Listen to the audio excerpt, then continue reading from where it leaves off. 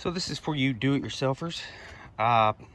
This is a pressure tank, and there's your pressure switch, and the well man is going to charge you $900 to put that $150 tank in there and pipe it in. I'm going to tell you why he's going to charge that much. Because it's a pain in the ass. Okay? So, you have to watch out for obstructions. So you got a 1-inch pipe coming in from your pressure tank. Got it? Now, as you're digging down to fix this problem, because you're poor and you can't afford to have somebody do it for you, be mindful of a couple things. Number one, you've got a wire. That wire is most likely going to be down there. So don't cut through it. It goes to the breaker box and supplies the power to your pump. All right. Number two, cut off the breaker box well switch. Cut the breaker to the well completely. Number three, dig it out. Dig it out and find your old tank. That's what you're looking for. It's going to be somewhere right around your pressure switch. As you can see in this situation, it was just to the right of it. Okay? So, you're just going to have to dig down. It's not, most of the time, they're not very far down in the ground. You're just going to have to, a good indication is, you see that spigot right there? If you start digging near the spigot and come back, you're gonna hit that pressure tank, or you're gonna hit a pipe. Just follow the pipe. So we dug down. This is pretty easy because this one was easy to find, and I'm gonna tell you why.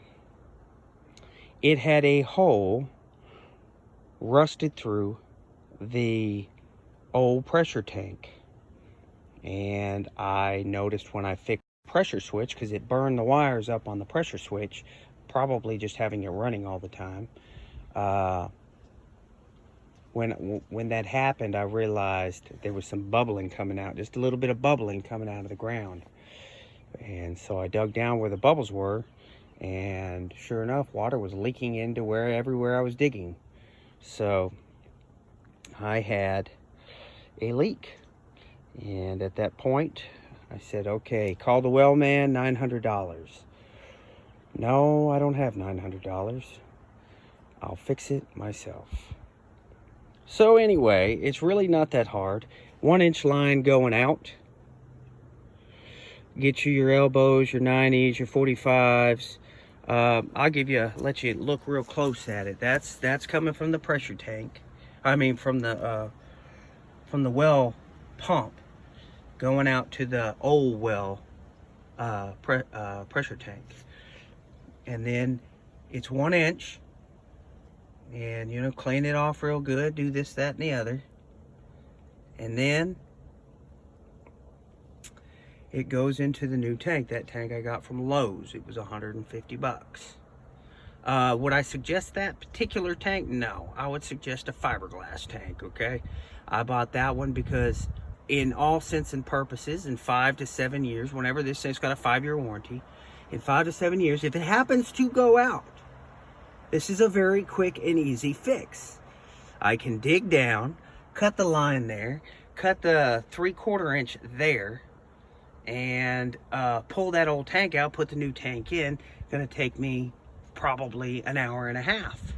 Okay? So anyway, it goes into the tank. There's only one inlet into the tank.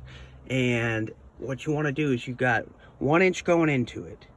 You got this one that goes up like that. It converts it into 3/4 inch. 3/4 inch is what's going to be going into your house, possibly. Depends on your house. In mine, 3/4 inch. So I needed the reducer from 1 inch to 3/4 inch. No big deal. So basically, you have one reducer to 1 3/4 inch, and there it goes, out to the house, over to the spigot and out to the house. The worst part of this job, hands down, the worst part of this job is digging down to it and being meticulous as you get down to the pipes. It doesn't really matter if you break a pipe while you're under there, because you're probably going to be replacing it anyway, but I would not suggest it. Expose it. Take your time. If you don't do this for a living, take your time, because as you see, you got a wire right there running all the way into the ground and going over to the breaker, which is right up there.